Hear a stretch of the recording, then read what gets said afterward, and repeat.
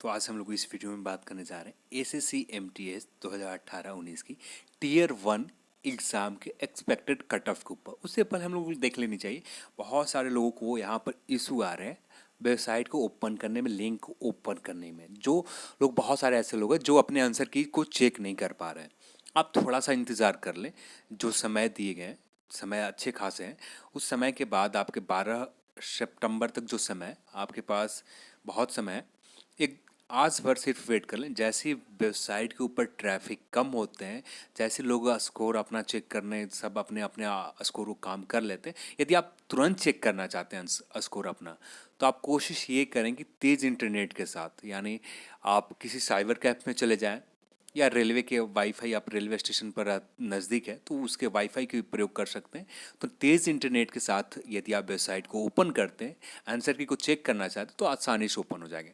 या आप अपने मोबाइल से चेक करना चाहते हैं, थोड़ा सा आप समय दें, लगातार चेक करते रहें। जब आपको समय आपको मिले, जब आप फ्री होते हैं, उस समय में आप चेक करते रहें, आपकी वेबसाइट ओपन हो जाएंगे। बस वेबसाइट के ऊपर ट्रैफिक ज़्यादा है, जिसके वजह से लगातार बहुत सारे यूज़र्स को, बहुत सारे एस्पिरेंट्स को, जिनके वेबसाइट आंसर की चेक नहीं कर पा रहे, आप थोड़ा सा समय दें, आप अपने आंसर की चेक कर सकते हैं। बेसिक पेपर के बारे में, पेपर में कितने अटेम्प्ट, कितने लोगों ने एग्ज़ाम में भाग लिया था, अपीयर्ड हुआ था, ये सब कुछ आप सभी लोग जानते हैं।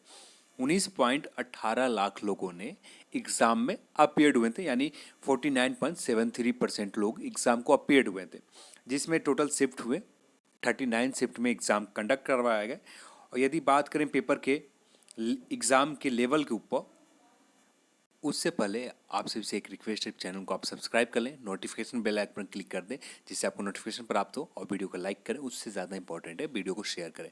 और पिछले वीडियो में मैंने जो एसएससी एमटीएस कट ऑफ डाली थी, उसमें मेरे ध्यान में नहीं रहा था, जो मैंने आउट ऑफ 150 के ऊपर कट ऑफ, तो वही कट ऑफ है, सिर्फ आपको उसको परसेंटेज के ऊपर कम कर देनी होती। आपको आउट ऑफ 100 के ऊपर परसेंटेज फिक्स कर देते, तो आप सॉल्व हो जाते। पर यहाँ पर इस वीडियो में मैंने उसे इम्प्रूव किया, उसे सुधार कर लिया, और इस वीडियो में बात करने जा रहे हैं। सबसे पहले हम लोग देखते हैं पेपर लेवल कैसे थे। पेपर इंग्लिश पेपर है, आप किसी भी शिफ्ट के, किसी भी डेट के एग्जाम के ले लें, एक दो शिफ्ट को छोड़कर मैक्सिमम शिफ्ट में पेपर इजी लेवल के थे।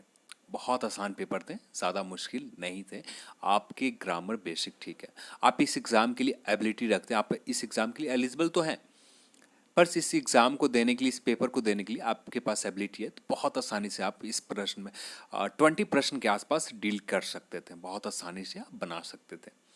नेक्स्ट हम लोग बात करें मैथ के पेपर के, अर्थमेटिक के पेपर के ऊपर, तो अर्थमेटिक सेक्शन से प्रश्न की संख्या सभी शिफ्ट में अप्रॉक्स ज़्यादा आते हैं। तो अर्थमेटिक, जिनका बेसिक अर्थमेटिक ठीक था, वो आसानी से यहाँ से कवर कर सकते थे। यदि पॉइंट ऑफ स्टूडेंट के पॉइंट व्यू से हम लोग देखें, तो पेपर का लेवल मैथ का मॉडरेट लेवल के उनके हिसाब से लग रहे थे। तो यदि ओवरऑल बात करें, पेपर के मैथ का लेवल मॉडरेट ही थे।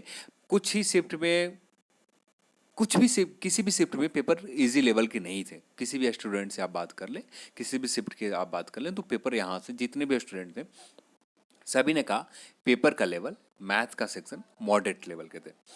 उसके बाद सबसे आसान सेक्शन जो थे, रीजनिंग का सेक्शन थे। तो यदि आपके यहाँ पर टाइम मैनेजमेंट, आप टाइम सही से आप इस्तेमाल कर पाते हैं, सही से अपने टाइम को न्यूट्रलाइज कर पाते हैं रीजनिंग के बनाने में, आपकी प्रैक्टिस बहुत अच्छी है रीजनिंग को सॉल्व करने में, आपकी एक्यूरेसी बेहतर है, तो आप यहाँ से इजली तरीके से 20 से 22 प्रश्न के आसपास आप बना सकते थे, 20 प्रश्न के आसपास नॉर्मली बना सकते थे। तो यदि बात करें यहाँ पर, तो इस पेपर का स्टूडेंट के पॉइंट ऑफ व्यू से बात करें, किसी भी शिफ्ट के, किसी भी डेट के एग्जाम में पेपर इजी थे, किसी भी शिफ्ट में पेपर डिफिकल्ट नहीं हुए। ये मॉडरेट, थोड़े से एक दो प्रश्न आए मॉडरेट लेवल के, मैक्सिमम प्रश्न को आप डील कर सकते थे। नेक्स्ट पेपर आता है जनरल अवेयरनेस। जनरल अवेयरनेस का सेक्शन बहुत डिफिकल्ट कह सकते हैं। कुछ शिफ्ट में तो पेपर के लेवल अच्छे लेवल के चले गए, टफ लेवल के चले गए। मैक्सिमम शिफ्ट में यदि बात करें, ओवरऑल शिफ्ट में बात करें, तो पेपर के लेवल जनरल अवेयरनेस में मॉडरेट लेवल के पेपर थे। तो यहाँ पर आप प्रश्न को आप चाहें भी तो आसानी से बनाने के लिए आप नहीं बना पाएंगे, क्योंकि सब कुछ जनरल स्टैटिक जीके हो या आप जनरल अवेयरनेस हो, ये नॉलेज में रखना, सब कुछ याद रखना बहुत टफ काम होता है। एक ब्रॉड, इसका सिलेबस ही एक बहुत बड़ा ब्रॉड है। तो यदि बात करें यहाँ पर एसएससी एमटीएस के, तो मॉडरेट टू टफ लेवल कह सकते हैं, पर ओवरऑल की जब बात आती है, तो मॉडरेट लेवल की पेपर जनरल अवेयरनेस के थे। यदि बात करें सभी सेक्शन आउट ऑफ 100 की 100 मार्क्स की बात करें तो ओवरऑल पेपर आप कह सकते हैं इजी टू मॉडरेट लेवल के पेपर थे। आसानी से आप यहाँ पर 20 नंबर यहाँ पर आप बना सकते थे। जनरल रीजनिंग के ऊपर 20 नंबर 40। अब इसमें 10-15 प्रश्न के आसपास आप आसानी से सॉल्व कर सकते थे, यानी 55, और इसमें आप 15 के आसपास आसानी से सॉल्व कर सकते थे। यानी जिनका स्कोर 65 से 75 के बीच में आप आसानी से बना सकते थे पेपर। तो यानी ये रेशियो पेपर की, ये ओवरऑल बात करें इजी टू मॉडरेट लेवल के पेपर थे। अब यहाँ पर आपके पेपर को नॉर्मलाइजेशन किए जाएंगे और सबसे बड़ा जो इफेक्ट डालता है, आपने हाल फिलहाल के एसएसजीडी के एग्ज़ाम के रिजल्ट में देखा होगा, और यहाँ पर भी कुछ इसी तरह के देखने को आपको मिलेंगे, कुछ अलग नहीं। एसएससीजीएल के एग्ज़ाम में इस तरह की चीज़ें देखने को नहीं मिलते, पर जबकि एसएससी एमटीएस की बात आती है, एसएससीजीडी के एग्ज़ाम में बात आती है, या जिस एग्ज़ाम में कैंडिडेट की संख्या बहुत ज़्यादा इंक्रीज कर जाते हैं, जिनका मिनिमम क्वालिफिकेशन 10th और 10+2 रहते हैं, इस तरह के पोस्ट के कट ऑफ नॉर्मलाइजेशन में बहुत ज़्यादा डिफरेंसेस आ जाते हैं। हर तरह के स्टूडेंट बैठते हैं यहाँ पर, जिन जो फर्स्ट टाइम एग्ज़ाम देने जा रहे हैं बिना प्रिपरेशन के एग्ज़ाम में बैठ जाते हैं, जिसकी वजह से इनके नंबर बहुत ज़्यादा अच्छे खासे रहते हैं। तो जिसके वजह से पेपर का नॉर्मलाइजेशन करने में पूरी तरह से फार्मूला यहाँ पर काम नहीं आता, क्योंकि पेपर का शिफ्ट वाइज से नॉर्मलाइजेशन जो फार्मूला है, फार्मूला का तो यहाँ पर नॉर्मलाइजेशन में स्कोर किसी का बहुत ज़्यादा, किसी शिफ्ट में स्कोर अच्छे खासे बढ़ जाते हैं, किसी का बहुत कम बढ़ता है, किसी का नहीं बढ़ पाता है स्कोर, उतना ही रह जाते हैं। तो यहाँ पर जो आपको कट ऑफ बताने जा रहा हूँ, expected cut off, expected score के हिसाब से बताने जा रहा हूँ, बिना नॉर्मलाइजेशन के है।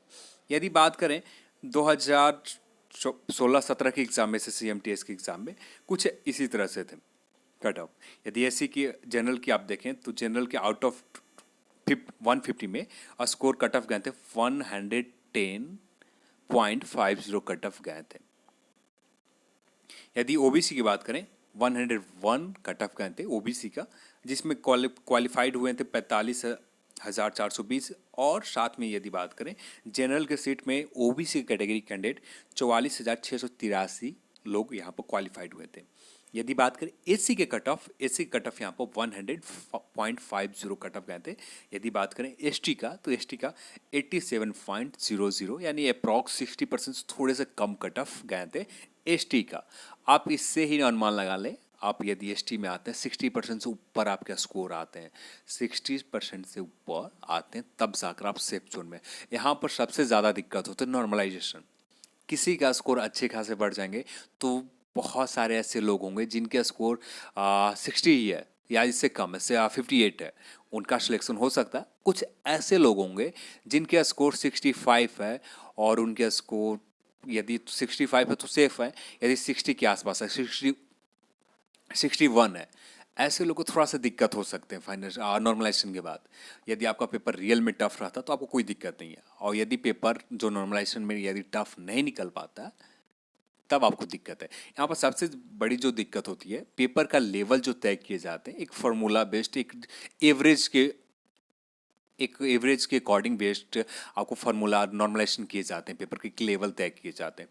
यदि मैनुअली पेपर के लेवल तय किए जाए तो एग्जैक्ट पेपर के लेवल आप निकाल सकते हैं, पर मैनुअली यहाँ पर पेपर को लेवल तय नहीं किए जाते, एक सॉफ्टवेयर तय करता है कि पेपर का लेवल कैसा है। तो ये डिफरेंसेस आपको कट ऑफ में देखने को मिलेगा। तो ये हम लोग की ओर से एक अनुमान है, या इसी के यदि आपकी इसके आसपास भी स्कोर है तो बहुत बेहतर है। यदि बात करें जनरल की, यदि आप जनरल में आते हैं 73 से लेकर 78 के आसपास स्कोर है, आप सेफ जोन में, आपको टीयर 2 की प्रिपरेशन करनी चाहिए। यदि नॉर्मलाइजेशन में आपके अच्छे खासे मार्क्स बढ़ जाते हैं तो आपको फाइनल सिलेक्शन के लिए में भी कोई दिक्कत नहीं होंगे। पर अब सब कुछ डिपेंड है आपके नॉर्मलाइजेशन के ऊपर। नॉर्मलाइजेशन का फार्मूला आपको बेसिक जो फंडा होता है एवरेज होते हैं, जब एवरेज निकाला जाता है तो यहाँ पर बहुत सारे कैंडिडेट ऐसे होते हैं सिर्फ एग्ज़ाम को देखने के लिए, एग्ज़ाम किस तरह के लिए जाते हैं ऑनलाइन, सिर्फ इसके लिए एग्ज़ाम में जाते हैं। जब ऐसे एस्पिरेंट जो जाते हैं तो इनसे पेपर के लेवल बहुत कम ही प्रश्न को डील कर पाते हैं, और पेपर उस तरह के कैंडिडेट किसी एक शिफ्ट में बढ़ जाते हैं तो वो पेपर टफ निकल जाता। तो ये थोड़ा सा आपको नॉर्मलाइजेशन में आपको बहुत सारे ऐसे उसके बाद करें ओबीसी के, यदि आपका स्कोर 69 से 74 के आसपास है तो आप पूरी तरह से सेफ जोन में है, इसी के आसपास, इसी के बीच में है, सेफ जोन में। नॉर्मलाइजेशन के बाद आपके यहाँ पर रिजल्ट हो सकते हैं। एसी की बात करें 64 से 69। यहाँ पर एक बात और, सभी रीजन के अलग अलग कट ऑफ आएंगे, तो जो आपको कट ऑफ एक्यूरेट थोड़ा सा समय लगेगा। जो सभी रीजन के अलग अलग हम लोग कट ऑफ के ऊपर बात करेंगे, जो 5 या 6 रीजन्स हैं सभी रीजन के हम लोग को देखेंगे। सबसे ज़्यादा कट ऑफ यहाँ पर जो रीजन के जाते हैं, सेंट्रल रीजन में सबसे ज़्यादा कट ऑफ जाते हैं। उसके बाद जो कोलकाता का रीजन आता है, इस रीजन में भी कट ऑफ अच्छे इंक्रीज करते हैं। बाकी सभी रीजन में नॉर्मल और मीडियम लेवल के कट ऑफ रहते हैं। तो उन सभी रीजन के अलग अलग कट ऑफ को वीडियो आपको बहुत जल्द मिल जाएंगे। थोड़ा सा मैं कोशिश ये कर रहा हूँ कि आपको जो ऑफिशियल रिजल्ट है, जिसका कट ऑफ है, उसी के आसपास रहे। 2-3 अंक 4 अंक के डिफरेंसेस रहते, ये तो डिफरेंस सभी का रहता है, तो इसी के आसपास रहेंगे। तो इसके लिए आपको 1-2 दिन वेट करने होंगे। एसी की बात करें, आप एसी कैटेगरी में आते हैं, 64 से 69 के बीच में आपके स्कोर आ रहे हैं तो एक बहुत बेहतरीन स्कोर है। यदि आप एसटी कैटेगरी में आते हैं, 60 से लेकर 65 के बीच में आपके स्कोर आ रहे हैं तो आप बहुत बेहतरीन स्कोर में हैं। यदि बात करें इनसे जो 73 इससे भी कम है, जिनका स्कोर -3 के आसपास कम है, तो आप नॉर्मलाइजेशन के ऊपर उम्मीद रख सकते हैं। यदि नॉर्मलाइजेशन आपके पक्ष में, आपके शिफ्ट का नॉर्मलाइजेशन पेपर टफ निकल जाता है तो आपके यहाँ पर रिजल्ट हो सकते हैं। पर आप कोई भी यदि कंफर्म कहे कि आपके रिजल्ट हो सकते हैं तो ये गलत होगा। पर यहाँ पर -3 किसी भी कैटेगरी में, चाहे ओबीसी में -3 यानी 66, 70, और उसके बाद बात करें यहाँ पर तो 57। तो यदि इसी के आसपास आपके 57 के आसपास 3 कम भी है तो यहाँ पर हो सकता है। बस आपके सब कुछ निर्भर है आपके पेपर के नॉर्मलाइजेशन के ऊपर। तो एसएसजीडी में, आप एसएसजीडी के रिजल्ट में आपने देख रखा होगा किस तरह के नॉर्मलाइजेशन थे। बहुत सारे ऐसे कैंडिडेट थे जिनके स्कोर बहुत अच्छे खासे थे, वो वहाँ पर फेल हो गए थे। बहुत सारे ऐसे कैंडिडेट थे जिनके स्कोर 60 के आसपास थे, वो यहाँ पर क्वालिफाइड हो गए थे। तो यहाँ पर मेन दिक्कत यही होता है जो मैंने आपको स्टार्टिंग में ही बता दिया, फिर भी एक बार बता देता हूँ। यहाँ पर नंबर ऑफ कैंडिडेट, ऐसे संख्या बहुत ज़्यादा होते हैं जो लोग सिर्फ एग्ज़ाम को देने जाते हैं। पेपर के यहाँ पर एग्ज़ाम का फ़ी बहुत कम होते हैं। एग्ज़ाम के यदि यदि ज़्यादा रहते हैं, मोर देन 500 रहते हैं, तो यहाँ पर क्या जो एस्पिरेंट एग्ज़ाम को फॉर्म फिलअप नहीं कर पाते हैं। ऐसे एस्पिरेंट जो एग्ज़ाम को सिर्फ देखने जाते हैं, सिर्फ किस तरह के पेपर आते हैं, कि किस तरह ऑनलाइन एग्ज़ाम दिए जाते हैं, उस तरह के एस्पिरेंट्स नहीं जा पाते हैं और आसानी से लोग, तो यहाँ पर ये बहुत फ़र्क पड़ता है इससे। तो यदि बात करें एक सर्विसमैन की, आपका स्कोर 50% के आसपास है, 50% या इससे कम है, तो आपके यहाँ पर रिजल्ट हो सकते हैं। तो चलिए आज की इस वीडियो में इतना ही। यदि आपको ये वीडियो पसंद आया तो लाइक करें, शेयर करें और साथ में चैनल को सब्सक्राइब कर लें। जय हिंद, जय भारत।